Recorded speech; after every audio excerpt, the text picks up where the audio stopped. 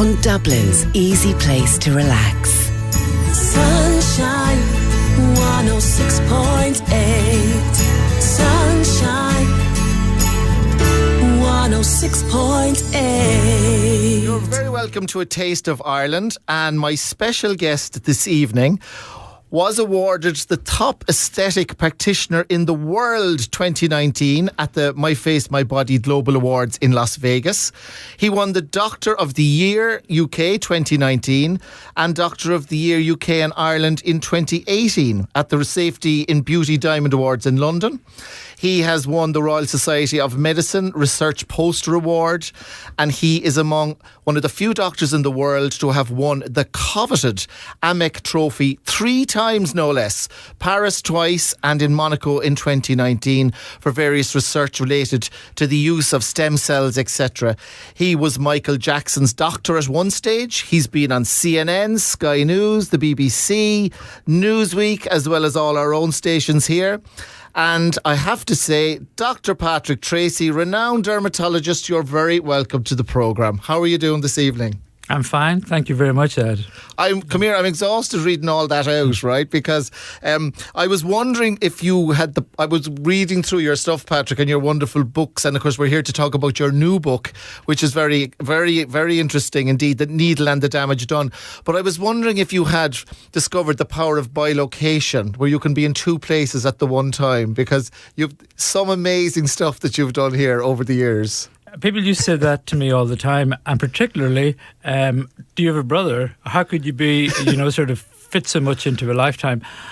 I think maybe what people tend to forget is I look a bit younger than my age, and one of the songs I suppose we'll be doing later on is America by Simon and Garfunkel, and it reminds me back to those wonderful years whenever you see America for the first time, when I was 18 or 19. So I was there initially in 1977 when the Son of Sam, I suppose, stalked the city. Elvis Presley died that year. And I met a lot of famous people, from John Lennon right through to Jackie Onassis. And Elton John was with Kiki D in Central Park. So a lot of people tend to wonder, what? You're not that old yet, are you?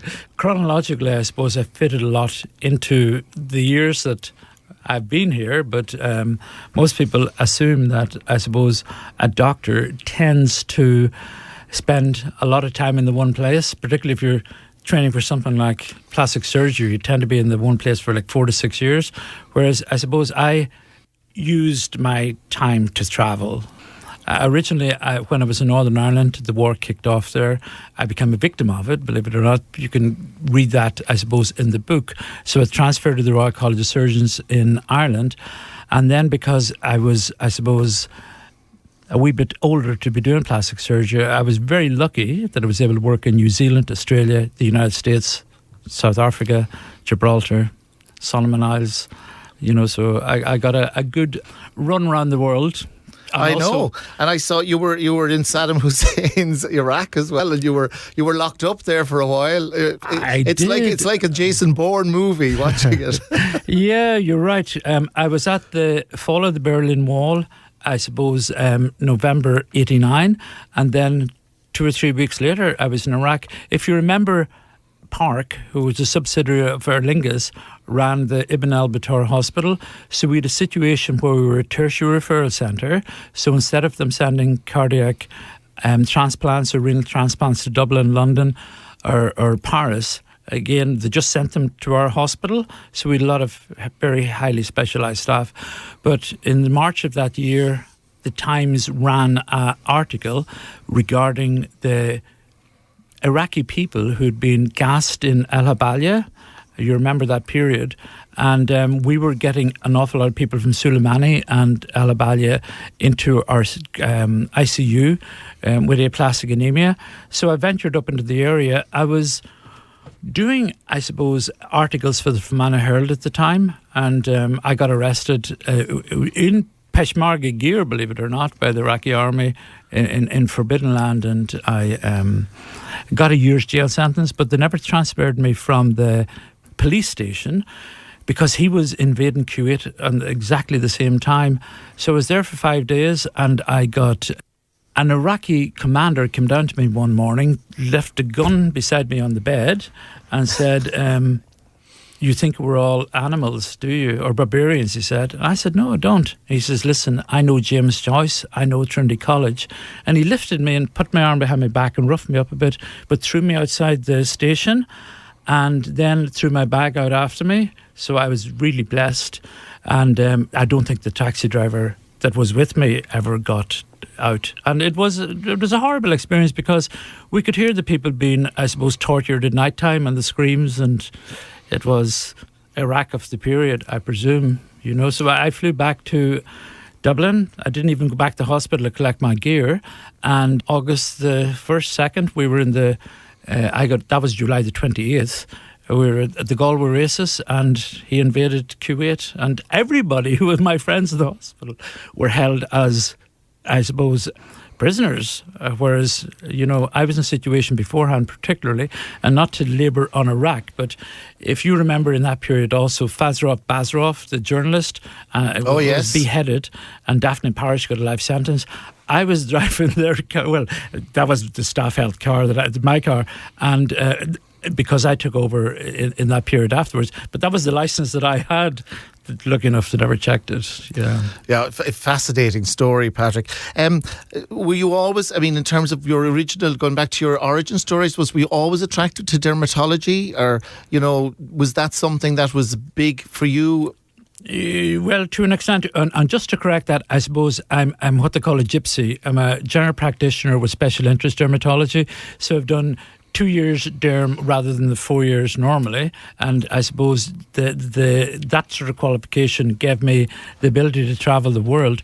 Now, I was very lucky from the point of view that when I was a medical student back in 1984, I worked in the Mayo Clinic in dermatology and wrote a sentinel paper on malignant melanomas, and then because I had a special interest, I suppose, in derm and in malignant melanomas, I worked in Queensland, which is the highest rate of malignant melanomas in the world. So I ran a skin cancer centre there with 3 doctors under me, and we dealt specifically in malignant melanomas.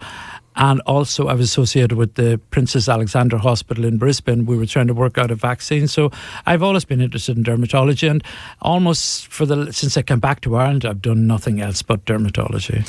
Skin cancer. And I see, Patrick, over the years you've been involved in training nearly 3,000 doctors or more. Yes. The reason for that is 2 or 3-fold. The first thing is I travel the world to congresses, and when you're there, they take advantage of you to run, we'll say, a workshop for 200 or 300 doctors.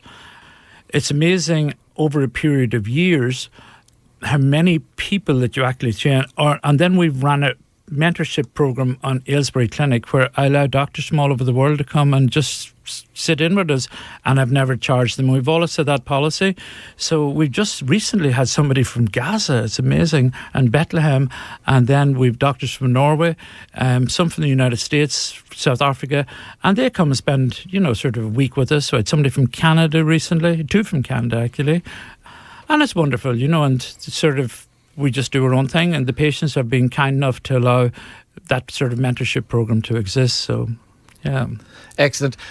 You were accidentally jabbed with the needle from a HIV patient in 1987. That must have been a bit scary, was it? That was some of the most terrible times of my life, and I must say that the Eastern Health Board of the period did not handle the whole situation very well. I was in a hospital, James Connolly. We had a young 17-year-old asthmatic in that was going cyanotic, and I was looking for an arterial blood gas. I had pulled 10 mils of blood off him in the days before Vacutainers. He knew that he was in trouble. He turned around to show me a sort of vein that he would have used for mainlining, but he knocked everything off the bed, stuck it in my leg, and it was incredible how badly they handled it. The first thing is I went to theatre, told a friend of mine who was doing a hip operation, just starting, just cut that lump out of my leg. Now, this was in 1987, before antiretroviral, before any drugs at all. When the sister found out, she asked me to leave the hospital, started screaming at me, "You're not double glove, you're exposing my doctor." And she says, "I don't care if you're a doctor or not." And she closed down theatre, and she moved the patient to another unit. Now, in that week also, James Connolly destroyed a €23,000 gastroscope because it was HIV. There was no cure. They didn't know enough about it. It's not like now. And I was calling at the Royal College of Surgeons, and the person who query counselled me, I don't want to mention her name because her son is still a colleague of mine and works as a neurologist in Dublin. But she turned around to me and says, okay, listen, Patrick, we better look at the facts straight here. She said 41 needlesticks in the world, 4 have died, but they've all been IM or IVIM, including one in London, a nurse only last week.